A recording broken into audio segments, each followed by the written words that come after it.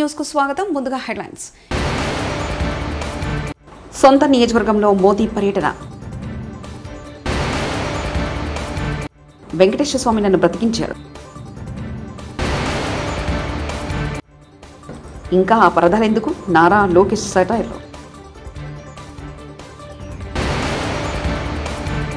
బొగ్గు గనుల శాఖ మంత్రిగా బాధ్యతలు చేపట్టిన కిషన్ రెడ్డి.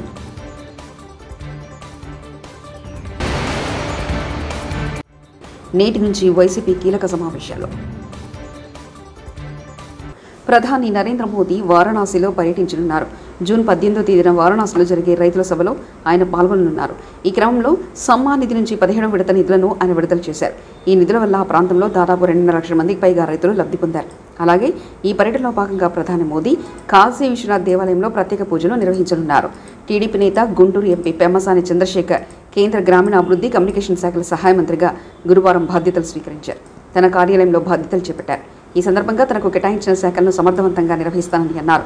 నాకు కేంద్ర సహాయ మంత్రి పదవి ఇచ్చినందుకు ప్రధాని మోదీ చంద్రబాబులకు ధన్యవాదాలని తెలిపారు. తిరుమలలో 2003లో తనపై జరిగిన బాంబు దాడి ఘటన నుంచి వెంకటేశ్వర స్వామి తనను రక్షించారని సీఎం చంద్రబాబు అన్నారు. తాను ఇంకా ప్రజలకు సేవ చేయాలనే ఉద్దేశంతో బతికించి ఉంటారని వ్యాఖ్యానించారు. తాను చిన్నప్పటి నుంచి శ్రీవారి భక్తుడినేనని ప్రతిరోజు ఆయన తలుచుకొని పనులు ప్రారంభిస్తానని తెలిపారు.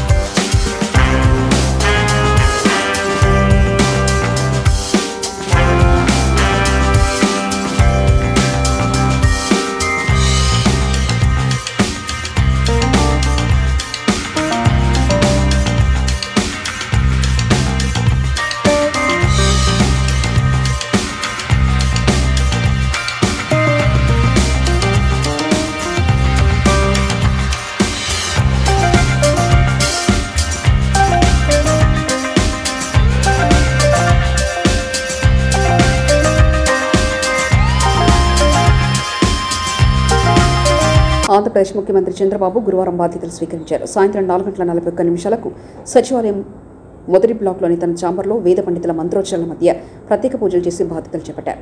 రాష్ట్ర ప్రభుత్వ ప్రధాన కార్యదర్శి నీరబ్ కుమార్ ప్రసాద్, రాష్ట్ర మంత్రులు అచ్చెన్నాయుడు, కొల్లు రవీంద్ర, నిమ్మల రామానాయుడు, వయ్యావుల కేశవ తదితరులు కార్యక్రమంలో పాల్గొన్నారు.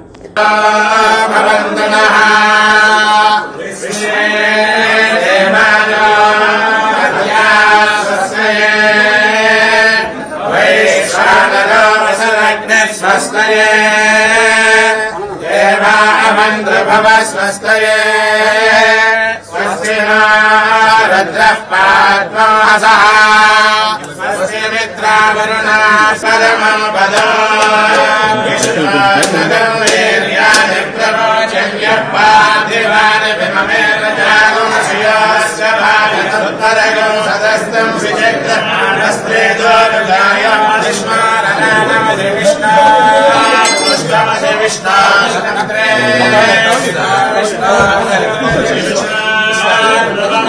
విష్ణుమది విష్ణవే తదస్య ప్రియమవిపాదస్యాన్నదేవ యవమదంతే పురుక్రమస్య సహి బంధురిత్తా విష్ణు పదే ఫలమే తదద్విష్ణుస్తవ దేవీర్యాయ మృగాణమేన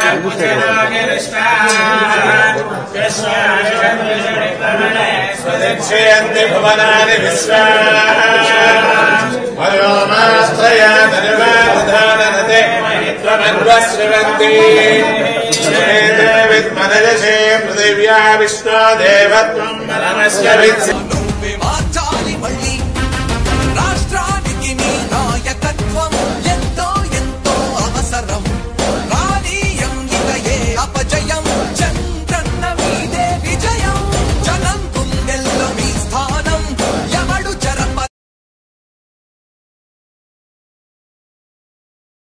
మెగా డిఎస్సీపై తొలి సంతకం చేసిన సీఎం చంద్రబాబు ఏసీ సచివాలయానికి సీఎం చంద్రబాబు తన భార్య భువనేశ్వర్తో కలిసి వచ్చారు. సచివాలయానికి చేరుకున్న సీఎం చంద్రబాబు బాధ్యతలు స్వీకరించిన తర్వాత పలు ఫైల్స్పై సంతకం చేశారు.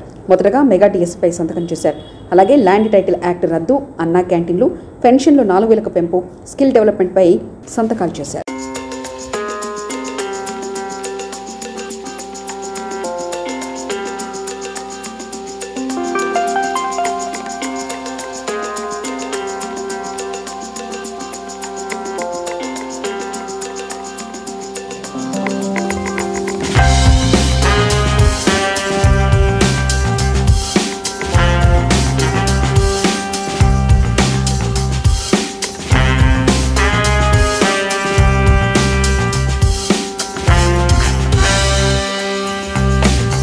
చంద్రబాబు రాక్షస పాలన చేస్తున్నారు. ప్లాన్ ప్రకారమే ప్రమాణ స్వీకారానికి ముందే వైఎస్ఆర్సీపీ నాయకుల ఆస్తులపై దాడులు చేస్తున్నారు. పోలీసులు ప్రేక్షక పాత్రలు పోషిస్తున్నారు. దాడుల వల్ల ఆత్మహత్యలు చేసుకుంటున్నారు. ప్రధానికి, హోంమంత్రికి లిఖితపూర్వకంగా ఫిర్యాదు చేశాం. స్పందన లేకపోతే న్యాయ పోరాటం చేస్తాం. ఈ దాడులకు బీజేపీ కూడా బాధ్యత వహించాలంటే వైవి సుబ్బారెడ్డి, వైఎస్ఆర్సీపీ ఎంపీ. ఎందుకంటే లోగడ 2014 నుంచి 19 వరకు అధికారంలో ఉన్నప్పుడు ఇదే విధంగా పాలన సాగించారు చంద్రబాబు నాయుడు గారి ఆధ్వర్యంలో. అప్పుడు ఎన్డీఏ 3 పార్టీలు ఆ రోజు పాలన కొనసాగించారు.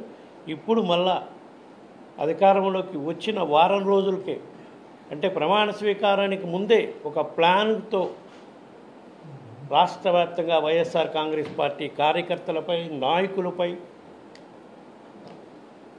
వైఎస్ఆర్ కాంగ్రెస్ పార్టీ నాయకుల ఆస్తులపై దాడులు చేయటం దారుణంగా పరిస్థితులు ఉన్నాయి.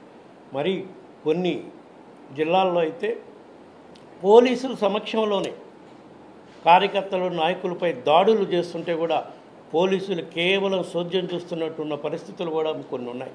అవి కూడా మీకు క్లిప్పింగ్స్ అన్నీ కూడా మీకు ఇస్తాం.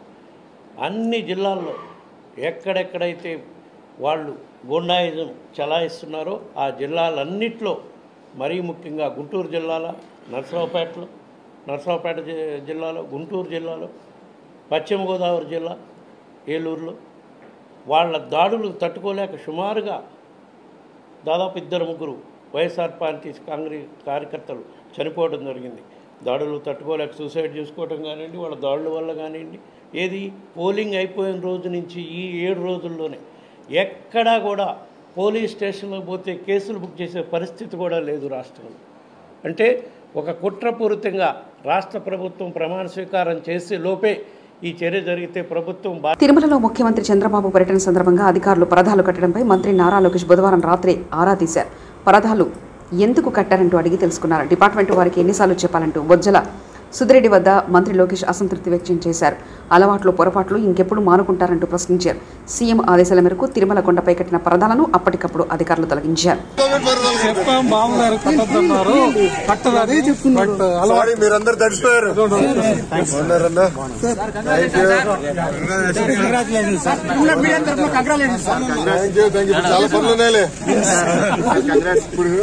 కుర్చీ ఎక్కడుంది, టేబుల్ ఎక్కడ సరిపోతుంది.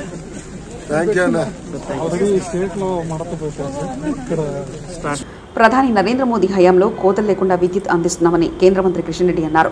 బొగ్గు గనుల శాఖ మంత్రిగా కిషన్ రెడ్డి గురువారం ఉదయం బాధ్యతలు చేపట్టారు. ఈ సందర్భంగా మీడియాతో మాట్లాడిన ఆయన ఇతర దేశాల నుంచి బొగ్గు దిగుమతి తగ్గించి దేశీయంగా ఉత్పత్తి పెంచుతామన్నారు. ఖనిజాల అన్వేషణ, తవ్వకాల ద్వారా ఉపాధి కల్పనకు కృషి చేస్తామని తెలిపారు.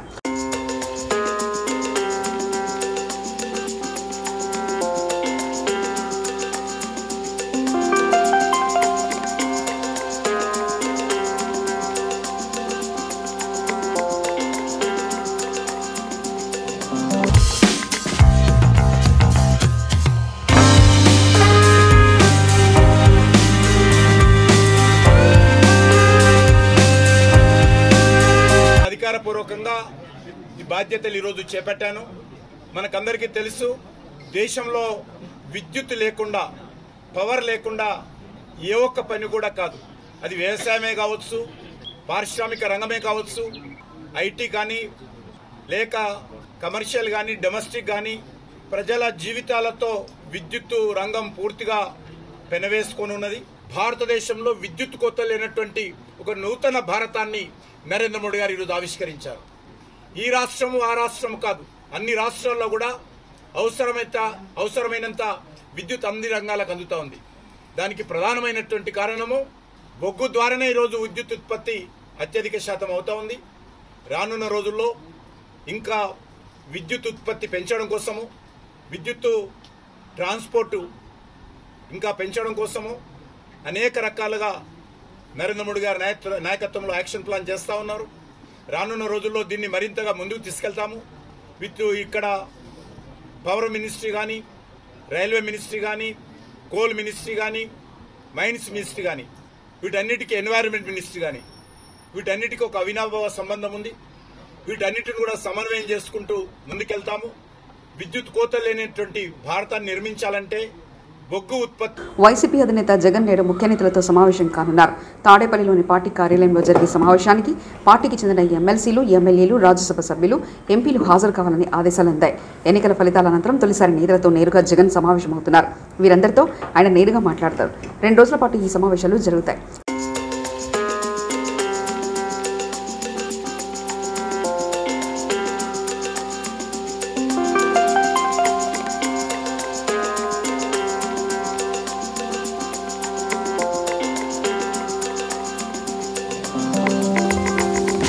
కక్ష సాధింపు చర్యలు తమ విధానం కాదని మచిలీపట్నం పార్లమెంట్ సభ్యులు వల్లభనేని బాలశౌరి అన్నారు. ఇక్కడ దాడులు, దౌర్జన్యాలకు దిగవద్దని జన సైనికులకు సూచించారు. గత ప్రభుత్వంలో జన సైనికులను ఇబ్బందులకు గురిచేసిన వారిపై చట్ట ప్రకారం చర్యలు తీసుకుంటామన్నారు. జనసేన పార్టీ నుంచి పోటీ చేసిన విషయం సాధించిన తర్వాత తొలిసారి మచిలీపట్నం వచ్చిన ఆయన స్థానిక R&B అతిథి గృహంలో మీడియాతో మాట్లాడారు. మచిలీపట్నం పార్లమెంటు నియోజకవర్గాన్ని అన్ని విధాలుగా అభివృద్ధి చేయడమే తన లక్ష్యమన్నారు. పవర్ ఫైనాన్స్ కార్పొరేషన్ ద్వారా వచ్చే రుణంతో బందర్ పోర్టు నిర్మాణాన్ని 1 ఏడాదిన్నరలో పూర్తి చేసి జాతికి అంకితం చేస్తామన్నారు.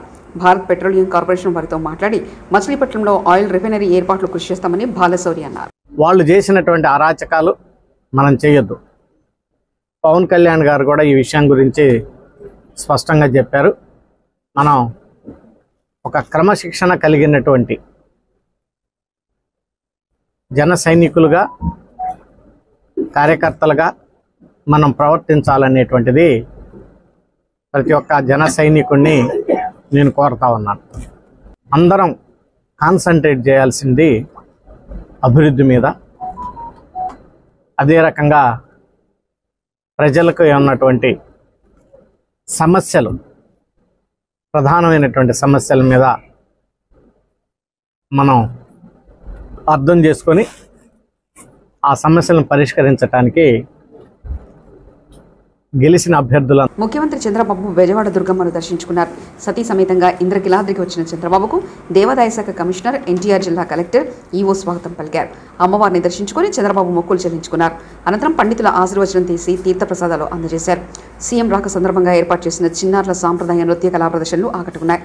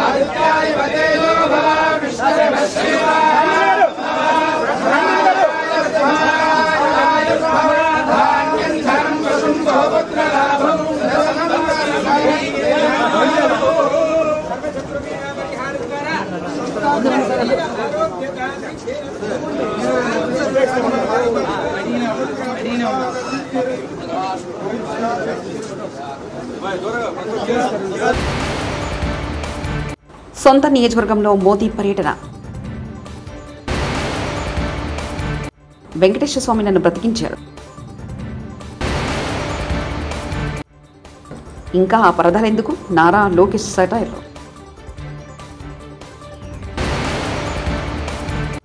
బొగ్గు గనుల శాఖ మంత్రిగా బాధ్యతలు చేపట్టిన కిషన్ రెడ్డి.